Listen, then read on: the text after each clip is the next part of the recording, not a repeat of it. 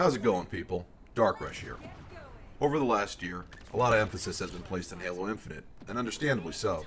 It's the new title, the latest installment in the franchise. As a PC player, I don't care. It's not for me. I'd rather just play the Master Chief Collection. And apparently, I'm not alone. Given that there are almost as many players for the MCC as there are for Infinite on Steam, I think it would be most prudent for Halo MCC to get some TLC from 343. Here's what I had in mind. 1. The collection requires a proper AFK/AFC timer. For those not in the know, that means a timer for players that are away from their keyboard or controller, respectively. It may take time and resources to make, but it's an important feature. Right now, you get punished for leaving a match, but not for staying and idling the whole time. This has to change. An AFK timer set to about 60 seconds or so should be sufficient in warding off problematic players who ruin the match for their teammates. Number 2. The match leaving penalty should allow for 1 penalty-free exit per hour. As is, the penalty is obnoxious. Many times I've personally had the game crash on me or lock me out from matchmaking upon a restart because of this controversial feature. It should be more forgiving since the game has no means of knowing what happened. Perhaps a player did rage quit. Perhaps the console or computer was unplugged.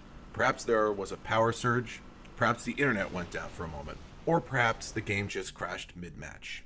Regardless of the reason, 1 free quit per hour, based on when the player started playing, seems like a reasonable compromise to stop frequent quitters and give innocent players a break. Number 3. All rank ups past the first 100 should give you season points, or Spartan points as they may be called now. This would include back pay for all the ranks attained after the first 100 points. Having the points end at 100 is arbitrary given how many things you can buy. The current XP system with challenges is already set up perfectly for this change, and it would come as a fair compromise for players if 343 Industries does indeed choose to start adding microtransactions to the MCC. And number 4. Add the unified medal display to Reach. Many objective medals for challenges, such as in zone control modes, don't exist in Reach natively, making Reach entirely unviable for playing many objective modes for challenges. These medals also didn't exist in Halo 3 or earlier, but because of the unified medal system, they do now, and Reach should be added to that list. As for individual titles, there are some bugs that could use some addressing that should have very quick fixes. 1. Combat Evolved's cutscenes are very difficult to skip and can't switch between the original and Anniversary graphics on the fly, unlike Halo 2 Anniversaries. Halo 2 Anniversary's cutscenes don't take up the full screen on 21:9 monitors despite using a wider cinematic aspect ratio.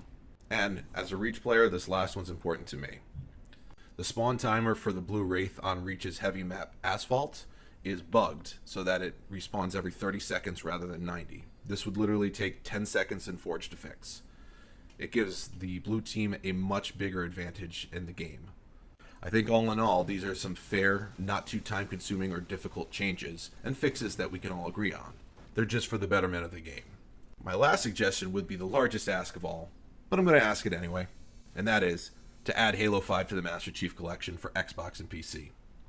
As a PC-only player of over a decade, I'd really like to try the game. I hear the multiplayer is a great deal of fun, and the advanced movement mechanics seem perfect for PC players who are used to faster, more kinetic games.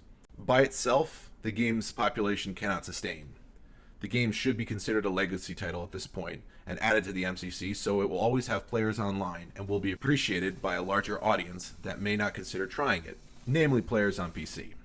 I can't think of many players who'd want to launch Halo 5 by itself rather than the MCC, if they're in a Halo mood that doesn't involve Halo Infinite. Anyway, that's all I got to say about that. As a Halo fan, I really want to see the franchise live on and find new players given how much life the MCC still has. 343 Industries, the ball is in your court.